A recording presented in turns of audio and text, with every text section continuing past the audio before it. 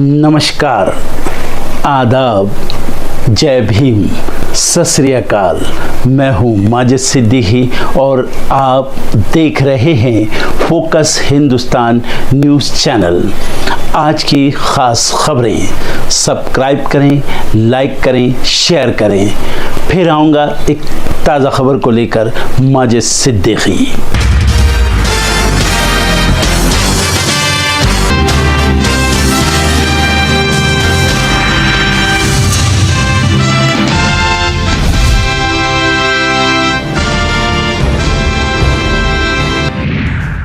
लोकसभा में आज ऑपरेशन सिंदूर पर होगी बहस। रक्षा मंत्री करेंगे चर्चा की शुरुआत। इंडिया गठबंधन ने बनाई सरकार को घेरने की रणनीति। एसआईआर को लेकर सुप्रीम कोर्ट में सुनवाई। चुनाव आयोग ने आधार कार्ड को भी मान्यता देने की सुप्रीम कोर्ट की राय को किया नजरअंदाज। कोर्ट दे सकता है बड़ा फैसला। मध्य प्रदेश विधानसभा का मानसून सत्र आज से होगा शुरू। विपक्ष ने की सरकार को घेरने की तैयारी। केरल के सीएम पिनराई विजयन ने पीएम मोदी को लिखा पत्र। छत्तीसगढ़ में गिरफ्तार ननों को न्याय दिलाने की मांग की। मस्जिद मीटिंग विवाद को लेकर बरेलवी ने दिल्ली की सीएम रेखा गुप्ता को लिखा पत्र। नदवी को इमाम पद से हटाने की मांग की। आरटीआई एक्ट में बदलाव और डेटा संरक्षण कानून को लेकर आज होगी बैठक। पत्रकार संगठनों से आईटी मंत्रालय की बैठक। कांग्रेस सांसद राहुल गांधी के खिलाफ मानहानि केस में आज होगी सुनवाई। हाथरस की अदालत में होगी सुनवाई। उत्तराखंड पंचायत चुनाव के दूसरे और अंतिम चरण का मतदान आज। वोटिंग के लिए लगी कतारें। हरिद्वार के बाद बाराबंकी के औसानेश्वर मंदिर में हादसा। करंट फैलने से मची भगदड़ में 2 की गई जान और 37 घायल। मैनचेस्टर टेस्ट में रविंद्र जडेजा के बाद अब वॉशिंगटन सुंदर ने भी जड़ा शतक। ड्रॉ हुआ टेस्ट। इजरायल ने एक बार फिर ईरान के supreme leader ayatollah Ali Khamenei को मारने की दी धमकी। रक्षा मंत्री इजरायल काट्ज बोले, खामेनेई सुरक्षित नहीं रहेंगे, हम उन तक भी पहुंचेंगे।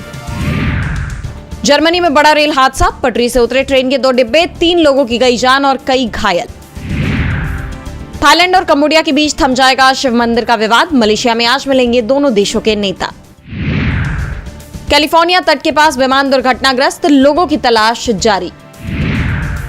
अमेरिका की फर्स्ट लेडी मेलानिया ट्रंप का अय्याश एप्स्टीन से कनेक्शन। ट्रंप के बायोग्राफर के दावों से सनसनी।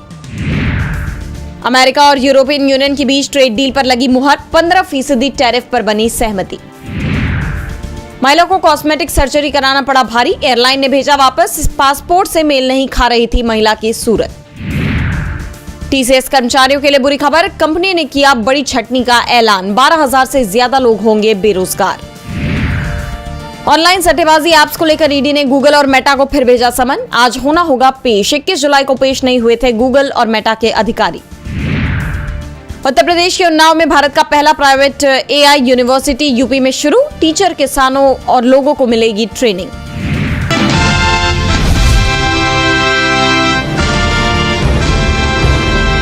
महाराष्ट्र से एक ऐसी सनसनीखेज खबर सामने आई है जिसने राज्य की महायुति सरकार पर गंभीर सवाल खड़े कर दिए हैं। दरअसल महिलाओं को आर्थिक लाभ देने के लिए लाई गई लाडली बहना योजना को लेकर बड़े घोटाले का खुलासा हुआ है। हिंदुस्तान टाइम्स की एक रिपोर्ट के मुताबिक महिलाओं के लिए लाई गई इस योजना का 14,000 से ज्यादा पुरुषों ने धोखाधड़ी से लाभ उठाया है और इन पुरुषों को कुल 21.44 करोड़ रुपए का भुगतान भी कर दिया गया है। दरअसल इस योजना के तहत राज्य की 21 से 65 साल की महिलाओं को हर महीने 1500 की राशि मिलती है और इस योजना की नई जांच रिपोर्ट से पता चला है कि पिछले 12 महीनों में 1640 करोड़ की भारी राशि अपात्र लाभार्थियों को वितरित की गई है। इसमें चौंकाने वाले 21.44 करोड़ रुपए उन 14,298 पुरुषों के खाते में गए जिन्होंने अपनी पहचान गलत बताई थी। इन धोखाधड़ी करने वाले पुरुषों को उनके खाते फ्रीज होने से पहले लगभग 10 महीने तक नियमित भुगतान मिलता रहा। इस खुलासे ने राज्य में हलचल मचाकर रख दी है। सवाल उठ रहा है कि कैसे सरकार की लापरवाही से इतने महीनों तक इस योजना की राशि अपात्र और पुरुषों के खातों में जाती रही और सरकार को पता ही नहीं चला। सरकार की इस अनदेखी ने इस योजना के सही क्रियान्वयन को लेकर कई गंभीर सवाल खड़े कर दिए हैं। अब इस पर महायुति सरकार की तरफ से क्या सफाई सामने आती है और इस राशि को वापस लेने पर सरकार का क्या प्लान है, ये तो आने वाले वक्त में ही पता चलेगा। लेकिन एक बात साफ है कि इस तरह की गड़बड़ी से महाराष्ट्र सरकार की हर तरफ बड़ी किरकिरी हो रही है।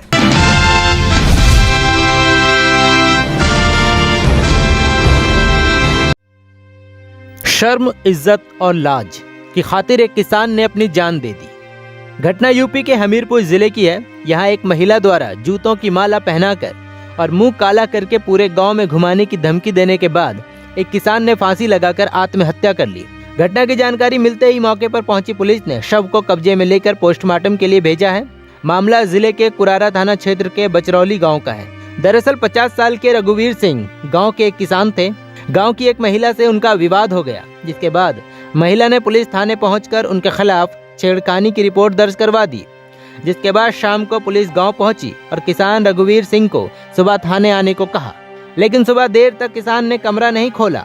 इसके बाद परिजनों ने दरवाजा तोड़कर देखा तो रघुवीर का शव फांसी से झूल रहा था और उनकी मौत हो चुकी थी। मृतक किसान रघुवीर सिंह के भतीजे अजय की माने तो पुलिस के घर से जाने के बाद छेड़खानी का आरोप लगाने वाली महिला कुछ लोगों के साथ घर आई थी। उसने चाचा से 10 लाख रुपए की मांग की थी। रुपए न देने पर उसने धमकी दी कि वो मुकदमा दर्ज करवा के पूरे गांव में उनका मुंह काला करवाकर उनको जूतों की माला पहनाकर घुमाएगी। हमारे गांव की एक औरत ने इनको मतलब एप्लीकेशन दी थाने में कि इसने हमसे छेड़खानी की, और जब हम इनके घर गए समझौता के लिए तो इनके भाई लोगों ने हमको मारा है। और भाई लोग जो हैं जिनके नाम लिखाया है वो महाराष्ट्र में रहते हैं, और इनको लिखाया था कि हमसे मारपीट की है। और फिर पुलिस आई थी एप्लीकेशन लेके, तो पुलिस बुला गई थी कि आज आना 9 बजे।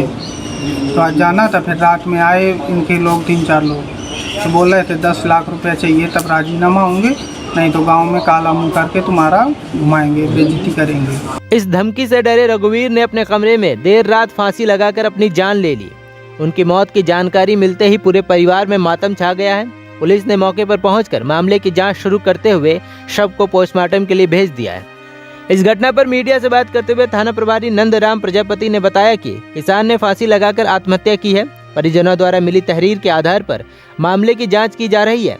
आत्महत्या के लिए उकसाने के लिए जो दोषी होगा उस पर कानूनी कार्रवाई की जाएगी। ऐसे में एक सवाल ये भी उठता है कि क्या एक समाज में बदनामी का डर इतना गहरा होता है कि कोई अपनी जान तक ले ले। यूपी हो या देश का कोई भी हिस्सा, अपनी इज्जत की खातिर हजारों लोग अपनी जान दे देते हैं जबकि वो बेगुनाह होते हैं। लेकिन कुछ लोग पैसों की लालच में उन्हें फंसा देते हैं और फिर वो मान मर्यादा की खातिर अपनी जान ले लेते हैं। आप इस बारे में क्या सोचते हैं? कमेंट्स में जरूर बताएं।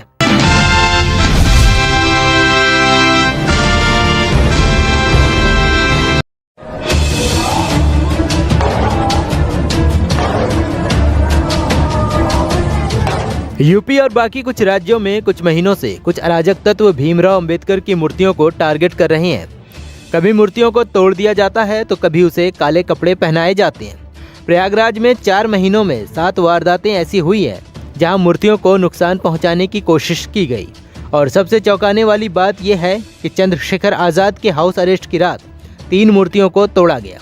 चाहे शहर के बाहरी इलाके हों या गाँव के चौराहे, हमलावर रात के अंधेरे में आते हैं और संविधान निर्माता की मूर्तियों को गिराकर चले जाते हैं। प्रशासन हर बार जांच और कार्रवाई की बात करता है, मगर सवाल अब भी वही है, आखिर ये सिलसिला कब रुकेगा?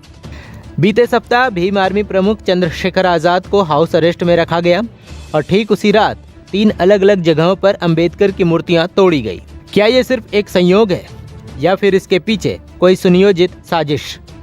इस मामले में चंद्रशेखर आज़ाद ने एक वीडियो भी पोस्ट किया है जिसमें उन्होंने लिखा कि उत्तर प्रदेश के जनपद बरेली की तहसील नवाबगंज में ग्राम गंगापुर में भारतीय संविधान के निर्माता, आधुनिक भारत के शिल्पकार, शोषितों, वंचितों और महिलाओं के मुक्तिदाता, ज्ञान और न्याय के प्रतीक, विश्व रत्न परम पूज्य बाबा साहेब भीमराव अंबेडकर जी की प्रतिमा को क्षतिग्रस्त करने का कृत्य न केवल कायरतापूर्ण एवं दंडनीय है बल्कि उनके समस्त मानवतावादी अनुयायियों की भावनाओं को आहत करने वाला है।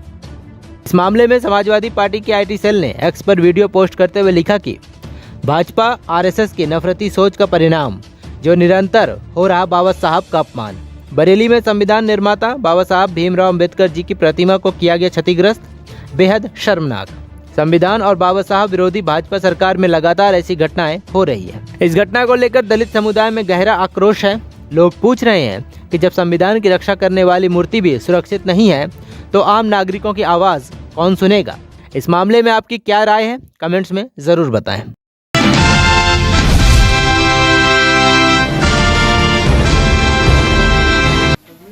वीडियो में आप जिस महिला को देख रहे हैं इसे कथित तौर पर पीटा गया है।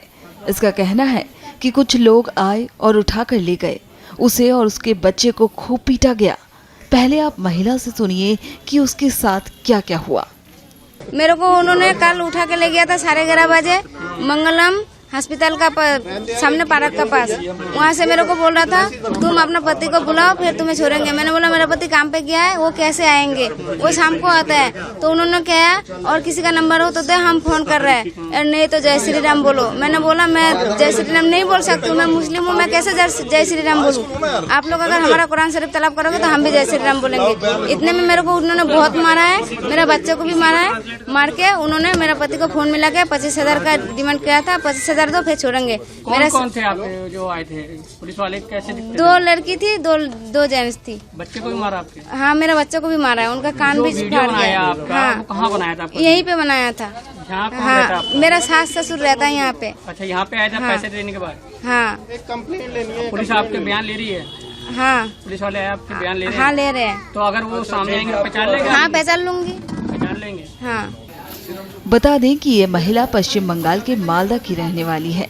इनके साथ हुई इस घटना को खुद सीएम ममता बनर्जी ने अपने एक्स हैंडल पर शेयर किया है। उन्होंने इसका जिम्मेदार बीजेपी को ठहराया है। उन्होंने लिखा, नृशंस, भयानक। देखिए कैसे दिल्ली पुलिस ने मालदा के चंचल से आए एक प्रवासी परिवार के एक बच्चे और उसकी मां को बेरहमी से पीटा।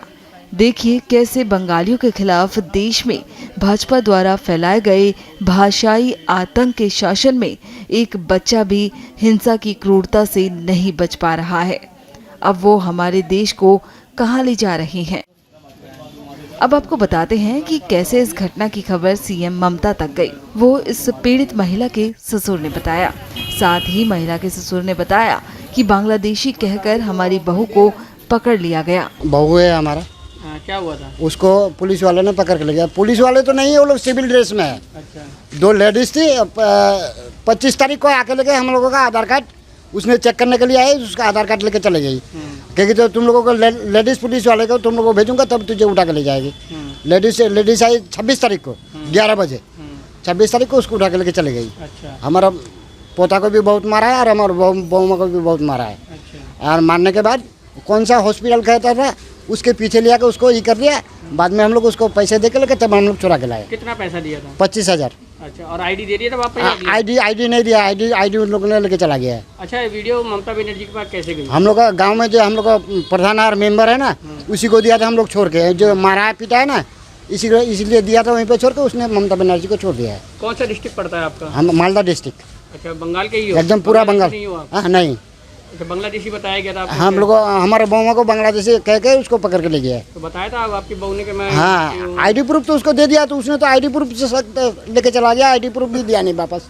अच्छा, आप लोकल पुलिस आई है यहाँ पे? हाँ, यहाँ पे लोकल पुलिस आई थी। अच्छा, क्या पूछा उन्होंने? वो अभी तो कुछ नहीं पूछा। अभी देख के गया, सब आ रहा है, हमारा बहू को पूछेगा सब। फिलहाल अब इस मामले में दिल्ली पुलिस जांच पड़ताल में जुटी है।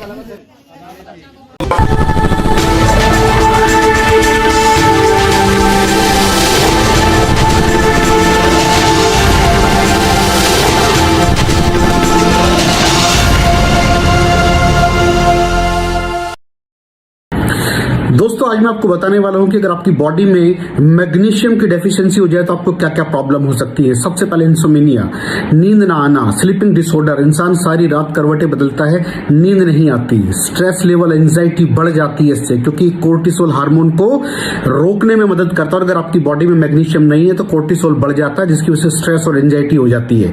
मूड स्विंग्स, इंसान को पता नहीं चलता उसके मूड स्विंग्स होते हैं। थोड़ी थोड़ी देर में गुस्सा आना, थोड़ी थोड़ी देर में चिड़चिड़ापन होना, क्योंकि ये सेरोटोनिन हार्मोन को बढ़ने में मदद करता है। अगर आपकी बॉडी में less magnesium is equal to less serotonin, और सेरोटोनिन हैप्पीनेस का हार्मोन है। अलावा इसके ये फटीग को भी कम करता था। अगर आपकी बॉडी में मिनरल डेफिशिएट है, अगर आपकी बॉडी में मैग्नीशियम नहीं है तो आपको थकावट बहुत जल्दी फील होगी। जरा सा काम करती है आपकी बॉडी थक जाएगी।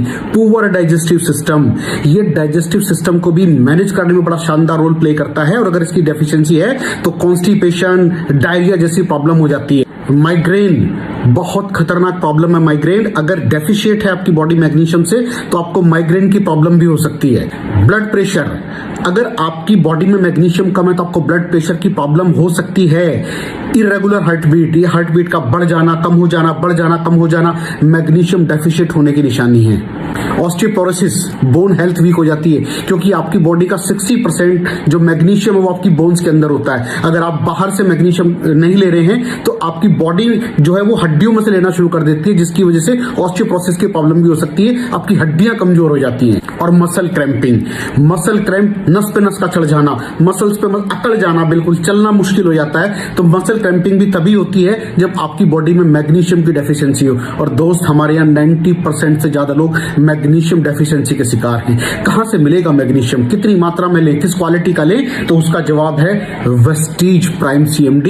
इसके अंदर आपको भरपूर मात्रा में मैग्नीशियम मिलेगा, आपकी सारी प्रॉब्लम सॉल्व हो जाएगी। Thank you so much. दर्शकों, देख लिया आपने हमारे वीडियो को। हमें खुशी होगी कि आपने हमारे न्यूज़ को लाइक किया और दूसरों को शेयर किया। अगर अभी तक हमारे चैनल फोकस हिंदुस्तान को सब्सक्राइब नहीं किया है तो तुरंत सब्सक्राइब करें, कमेंट करें और बेल आइकॉन को प्रेस करें। हम हाजिर हैं खबर के लिए।